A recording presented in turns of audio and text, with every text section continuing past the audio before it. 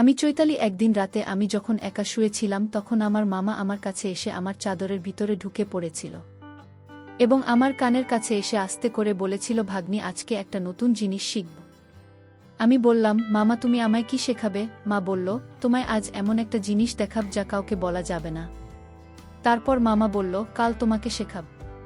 তারপর দিন পর পুলিশকে দিয়ে আমার সঙ্গে রোজ রাতে আমার নিজের মামা আলগা পুরুষ মানুষদের আমার ঘরের ভিতরে নিয়ে আসত এবং সারা রাত আমার মামা 2-3 জন পর পুরুষ মিলে আমার সঙ্গে সারা রাত। আমার সঙ্গে কি করেছিল বন্ধুরা, তোমরা জানলে ঠিক থাকতে পারবে না। আসলে আমি গ্রামের একজন গরিব ও অশিক্ষিত মেয়ে ছিলাম। বাবা মারা যাওয়ার পরে 2 বছর ধরে আমার মামাই আমাদের সংসার চালিয়ে দিচ্ছিল। না হলে তো আমরা মা ও মেয়ে না খেয়ে মারা যেতাম। তাই আমাকে খুব ভালোবাসতাম, খুব বিশ্বাস করতাম। এদিকে আমার 20 বছর বয়স হয়ে যাওয়া সত্ত্বেও আমার মা তো কোনোদিন আমার বিয়ের জন্য কোনো রকম চিন্তাভাবনা করত না। সে শুধু একটাই কথা বলতো, তোর মামা না থাকলে তো আমাদের পেট ভরত কি করে। কিন্তু আমার বিয়ে দেওয়ার ব্যাপারে একবারও চেষ্টা করত না বা কোনোরকম কোনো কথাই বলতো না। আমার মামা যখন 2 বছর ধরে আমাদের সংসার চালিয়ে দেয়, তারপরে একদিন মামা হঠাৎ করে আমাদের বাড়িতে এসে আমাকে বলল, আমার জন্য নাকি একটা অনেক বড় খুশির খবর আছে। মামা নাকি দিল্লি শহরে আমার জন্য একটা চাকরির ব্যবস্থা করেছে। মামার কথা শুনে তো আমার মা ভীষণ খুশি হয়েছিল, কিন্তু আমি নিজে অনেক বেশি ভয় পেয়েছিলাম। কারণ আমি অনেক গরিব ও অশিক্ষিত মেয়ে ছিলাম এবং জীবনে কোনোদিন শহরে যাইনি। তাই শহরের পরিবেশটা যে কেমন সেটার ব্যাপারে কিন্তু আমার কোনো ধারণাই ছিল না। আমি তখন আমার মামাকে বলেছিলাম, মামা, আমি শহরে গিয়ে কি কাজ করব? তুমি আমার জন্য এমন কোনো চাকরির ব্যবস্থা করেছো যে তুমি এত খুশি আছে এবং আমাকে শহরে নিয়ে যেতে চাইছো। এমনকি আমি তো সেলাই ও মেশিনের কাজ জানি না। মামা, তাহলে আমি শহরে গিয়ে কি কাজ করব? মামা তখন আমার কপালে হাত রেখে বলেছিল, আরে পাগলি, তুই এত ভাবিস না। নিজের মামার উপর ভরসা রাখো। আর এত চিন্তা করার কি আছে, আমি তোকে শহরে নিয়ে যাব এবং যেখানে নিয়ে যাবে সেখানকার কর্মচারীরা তোকে সব কিছু শিখিয়ে দেবে। আমি ওখানকার ব্যাপারে সব কিছু খোঁজখবর নিয়ে এসেছি।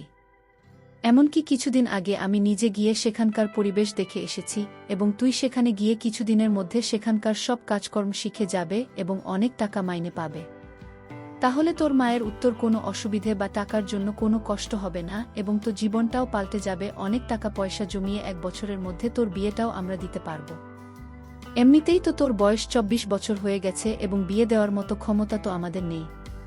তাই তুই যখন সেখানে চাকরি করবি সেই চাকরির টাকা জমিয়ে তোর বিয়ে আমিও তোর মা মিলে দিতে পারব। আমার কথা শুনে আমার মা ও তখন আমাকে শহরে পাঠাতে রাজি হয়েছিল এবং মা যখন আমাকে শহরে পাঠাতে রাজি হয়েছিল তখন আমার ইচ্ছে না থাকা সত্ত্বেও কিন্তু আমি আমার মামার সঙ্গে শহরে যেতে রাজি হয়েছিলাম। যেহেতু আমার মা চেয়েছিল আমি যাতে শহরে যাই, আসলে আমার বাবা মারা যাওয়ার পর থেকে কিন্তু আমার মামা আমাদের বাড়িতে থাকতেন। কিন্তু কোনোদিন স্বপ্নেও ভাবতে পারেনি যে আমার মামা আমার সঙ্গে এইরকম বিশ্বাসঘাতকতা করবেন। বাবা মারা যাওয়ার পরে আমি তোমাকে বাবার মতো করে মনে করতাম, কিন্তু স্বপ্নেও ভাবতে পারেনি যাকে আমি বাবা মনে করব সে আমার সঙ্গে এরকম করবে। মামা ও মায়ের কথা শুনে আমিও তখন শহরে যাওয়ার জন্য খুব উত্তেজিত ছিলাম এবং 2 দিন পরে আমার মা আমাকে মামার সঙ্গে শহরে পাঠিয়ে দেয়। জীবনে প্রথমবার শহরের পরিবেশ দেখেছিলাম এবং খুব ভাল লেগেছিল, কিন্তু জানতাম না যে এই ভাল লাগার মধ্যে আমার জীবনের খারাপ দিনটা এগিয়ে আসছে। তারপর শহরে পৌঁছানোর পরে একটা গলির ভেতরে দিয়ে মামা আমাকে নিয়ে যাচ্ছিল এবং সেই গলির ভিতর দিয়ে একটা অনেক বড় বাড়িতে আমার মা আমাকে নিয়ে প্রবেশ করেছিল। বাড়িতে ঢুকতে আমি ও আমার সোফার মধ্যে বসে পড়েছিলাম এবং অত বড় বাড়িতে আমি ঘুরে ঘুরে দেখছিলাম, কারণ অত বড় বাড়ি তো আমি আমার জীবনে কখনো দেখিনি। তারপর কিছুক্ষণ পরে দোতলা থেকে একজন মোটাসোটা মহিলা নিচে নেমে এল এবং তার সঙ্গে আরও 2-3 জন পুরুষ মানুষ ছিল। মহিলাটি মুখের মধ্যে পাঞ্চি বোধ ছিল, তার কপালে একটা লাল রঙের বড় টিপ ছিল এবং তার সাজগোজ ভীষণ অন্যরকম ছিল। সে নিজের খোপার মধ্যে লাল রঙের ফুল লাগিয়ে রেখেছিল এবং অনেক গয়নাও পরেছিল। ওনাকে দেখার পরে আমি বুঝতে পেরেছিলাম যে উনি হয়তো এত বড় বাড়ির মালকিন। তারপর আমাকে ও মামাকে দেখার পরে মামার সঙ্গে ওই মহিলার কথোপকথন শোনার পরে বুঝতে পারলাম যে মামা ওই মহিলাটিকে খুব ভালোভাবে চিনি। তারপর ওই মহিলাটি আমার পা থেকে শুরু করে উপর পর্যন্ত খুব ভালোভাবে দেখতে শুরু করল এবং আমাকে দেখার পরে আমাকে বলল, "কি রে বাবু, এত বয়স্ক মেয়েকে নিয়ে এসেছিস? তুই তো জানিস আমার এখানে ৩০ বছর পরে আর কোনো দাম থাকে না।" আমার মামার নাম বাবলু। তখন আমার বাবলু মামা ওই মহিলার সামনে হাত জোর করে বলল, "মালকিন আমার ভাগ্নে, কিন্তু একদম খাঁটি, আজ পর্যন্ত কোনো ছেলের সাথে কোনো কথা বলেনি। আপনি আমার ভাগ্নিকে কাজে লাগালে অনেক লাভবান হবেন।" ওই সময় আমার মামা ওই মহিলার মাঝে কথাগুলো শুনে আমি বুঝতে পেরেছিলাম যে আমার সঙ্গে অনেক বড় অন্যায় হতে যাচ্ছিল। তারপর আমার মামার কথাগুলো শুনে ওই মহিলা আমার মামাকে নগদ ৫,০০০ টাকা দিয়ে বলেছিল, "এর থেকে আর ১ টাকাও বেশি তোকে দিতে পারব না। তাই দরকার হলেই টাকাটা নিতে পারিস, আর না হলে তোর ভাগ্নিকে নিজের সঙ্গে করে বাড়ি নিয়ে যেতে পারিস।" তারপর ৫,০০০ টাকা হতে নীল আমার মামা অনেক খুশি হয়ে ওই মহিলার পাথরে প্রণাম করে সেখান থেকে বেরোতেই যাচ্ছিল। ঠিক তখনই আমি সবকিছু বুঝতে পেরে আমার মামার কাছে যাচ্ছিলাম, এটা বলার জন্য যে সে আমার সঙ্গে অনেক বড় অন্যায় করেছে। কারণ আমার মামা আমাকে সেখানে ওই মহিলার কাছে বিক্রি করে দিয়েছিল। আমার নিজের মামা আমাকে ৫,০০০ টাকার জন্য বিক্রি করে দিয়েছিল। তারপর আমি যখন ওই বাড়িতে থাকতে রাজি হয়নি, তখন ওই মহিলা তার ছেলেদের দিয়ে আমাকে ধরে নিয়ে গিয়ে উপরের ঘরে বন্দি করে রাখতে বলেছিল। ওই সময় আমি কাঁদতে কাঁদতে মাকে বলেছিলাম, "মামা, আমি এখানে থাকতে চাই না, আমাকে এখান থেকে বাড়ি নিয়ে চলো। তুমি আমাকে এভাবে বিক্রি করতে পারো না। আমি বাড়ি যেতে চাই, আমাকে আমার মায়ের কাছে নিয়ে চল। দয়া করে আমায় এখানে ফেলে যেও না।" কিন্তু আমার মামা তো আমার দিকে আর ফিরেও তাকায়নি এবং সেখানে আমাকে রেখে চলে গিয়েছিল। তারপর ওই মহিলাটি যখন আমাকে একটা ঘরে বন্দি করে রেখে দেয়, তখন আমি অনেক বেশি অস্থির হয়ে পড়েছিলাম নিজের বাড়ি ফিরে যাওয়ার জন্য, এবং আমি ভয়ে জোরে জোরে কাঁদতে শুরু করেছিলাম। কারণ স্বপ্নেও ভাবতে পারিনি যে আমার নিজের মামা আমাকে শহরে নিয়ে আসার পরে এমন একটা জায়গায় বিক্রি করে দেবে। তারপর সেদিন সারাদিন আমাকে ঘরে বন্দি করে রেখেছিল। তারপর সন্ধ্যাবেলায় ওই মহিলাটি নিজে আমার ঘরের ভিতরে এসেছিল, যে মহিলাটিকে ওই বাড়ির সবাই কিন্তু মালকিন বলে ডাক। আমি তো ওনাকে দেখা মাত্রই অনেক জোরে কাঁদতে কাঁদতে ওনার হাতে পায়ে ধরে বললাম, "মালকিন, আমাকে এখান থেকে বাড়ি যেতে দিন, আমি এইসব কাজ করতে পারব না।" মালকিন তখন আমাকে জোরে পিছন দিকে ঠেলে দিয়ে বললেন, "প্রত্যেকটা মেয়ের এসব নাটক আমাকে দেখতে হয়, তাই তোকে বলে দিচ্ছি আমার এখানে বেশি নাটক চলবে না। একটু পরেই কিন্তু বিদেশি মেহমান আসবে এবং ত্বকের সাথে খুব সুন্দর করে সাজিয়ে দেবে এবং ভালোভাবে সুন্দর করে তৈরি হয়ে থাকবে। আর আমার মেহমানদের খুব খুশি করবি, এর বদলে তুই অনেক টাকা পাবি, তোকে তো আমি ফ্রিতে কাজ করাব না। তাই এসব কান্নাকাটিও নাটক করা বন্ধ কর। আর একটা কথা ভালো করে শুনে রাখো, এখান থেকে আজ পর্যন্ত কোনো মেয়ে কিন্তু পালাতে পারেনি। তাই তুইও পালানোর চেষ্টা একদম করবি না, নইলে কিন্তু খুবই খারাপ হবে।" সেদিনের থেকেই আমার জীবনের সব কিছু পাল্টে যায়। আমি যেটা কোনোদিন স্বপ্নেও ভাবিনি সেটাই আমার সঙ্গে হয়েছিল।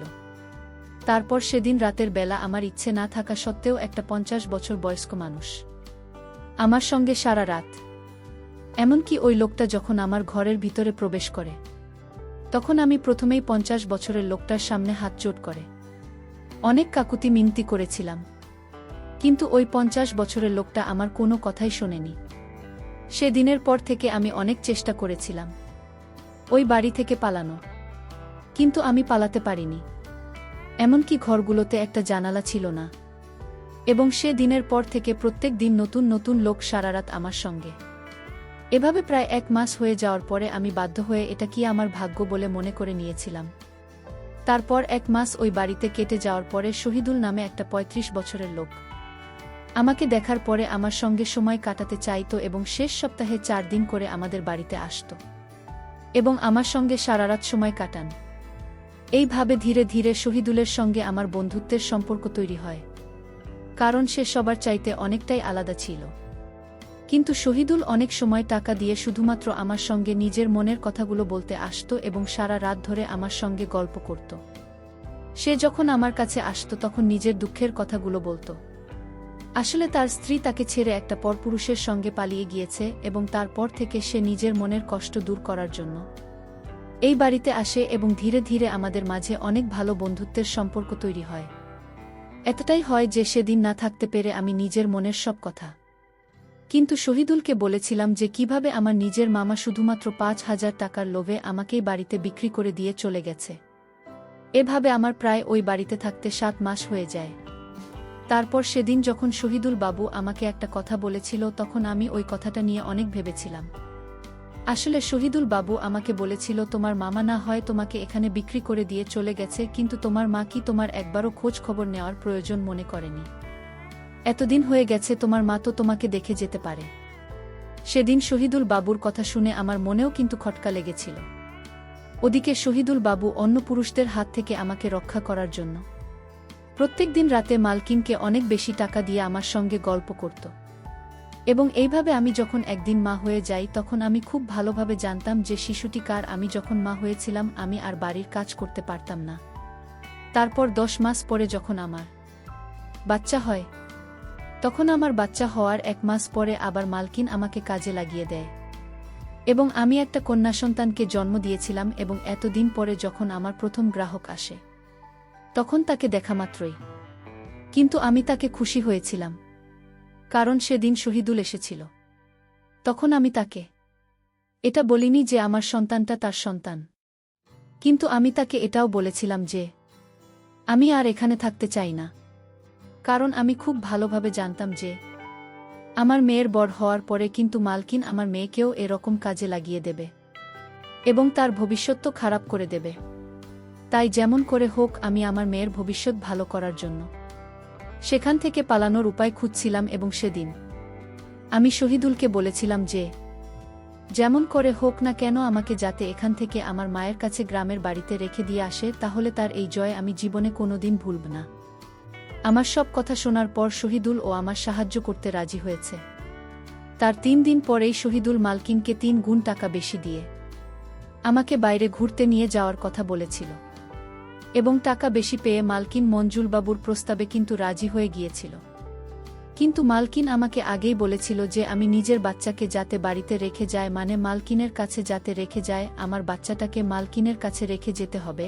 এবং আমি এই প্রস্তাবে কিন্তু রাজি হয়েছিলাম। তারপর সেদিন আমিও শহীদুল যখন চুপচাপ আমার গ্রামের বাড়ির জন্য রওনা দিই কিন্তু শহীদুল বাবু আমাকে ট্রেনে বসে দিয়েছিল এবং আমার হাতে ৫,০০০ দামের একটা মোবাইল ফোন দিয়েছিল ও তার আরেকটা মোবাইল ফোনের নাম্বার আমাকে দিয়েছিল। বলেছিল কোনো কিছু অসুবিধা হলে আমি যাতে তাকে ফোন করি, আমি তোমার সাহায্য করার জন্য এগিয়ে আসব। এই কথাটা শহীদুল বলেছিল এবং মালকিন কিন্তু এরা জানতো না যে আমি আমার ব্যাগের মধ্যে আমার বাচ্চাটাকে চুপচাপ ধরে নিয়েছিলাম, যেটা বাড়ির কেউ জানতো না। তার পরের দিন সকালবেলা আমি যখন আমার গ্রামের বাড়ি পৌঁছে যাই তখন আমার মা আমাকে ১-১.৫ বছর পর দেখে খুব খুশি হয়েছিল। কিন্তু সেদিন রাতে আমার মায়ের আসল চেহারা দেখে তো আমার মনে হলো আকাশটা আমার মাথায় ভেঙে পড়ল। যখন আমার নিজের মা আমাকে ঘরের ভিতরে ডেকে আস্তে করে সব কিছু বলেছিল যে আমি বাড়ি থেকে আমার বাচ্চা মেয়েটাকে নিয়ে পালিয়ে চলে এসেছি, তখন আমার মামা বাড়ির মালকিনকে ফোন করে সব কিছু বলেছিলেন।